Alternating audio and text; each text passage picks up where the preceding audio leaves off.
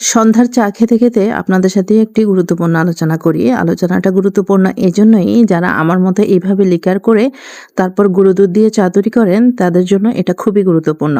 কারণ আমরা যারা এভাবে চা তৈরি করি তাদের ক্ষেত্রে যে কমন যে সমস্যাটা সেটা হচ্ছে যখনই আমি আ এই লিকারের মধ্যে গুঁড়ো দুধ দিয়ে ঘোলাতে যাই তখন দেখা যাচ্ছে যে আ দুধ পাউডারগুলো দলা পেকে যায়। এই দলা পাকাটা কিন্তু আমরা ঠিক করতে পারি না। অনেক সময় দেখা যায় যে অনেকে চামচ দিয়ে অনেকক্ষণ ফেটাতে থাকি যাতে করে দলাটা ঠিক হয়ে যায়। কিন্তু আসলে কিন্তু ঠিক হয় না। যখন আপনি চাটা খেয়ে শেষ করবেন তখন দেখা যাচ্ছে যে কাপের নিচে অর্ধেকটাই গুঁড়ো দুধগুলো এরকম দলা, দলা হয়ে আছে। তো এইটাকে ঠিক করার জন্য আজকে আপনাদেরকে আমি যে টেকনিকটা দেখাবো সেটা হচ্ছে আমার হাতে দেখতে পাচ্ছেন যে একটা কাঁটা চামচ। তা আমি কিন্তু এই দুধের মধ্যে ডাইরেক্ট একটু লিকার দিয়ে অল্প একটু লিকার দিয়ে প্রথমে কাঁটা চামচ দিয়ে এভাবে ফেটে নিয়েছি।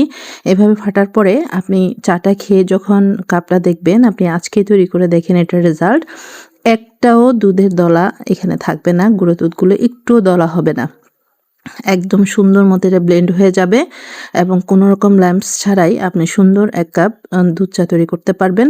খেয়েও শান্তি পাবেন, গেস্টকে দিয়েও কিন্তু শান্তি পাবেন। আজকেই তৈরি করে দেখুন, এই টেকনিকটা আপনার অবশ্যই কাজে লাগবে।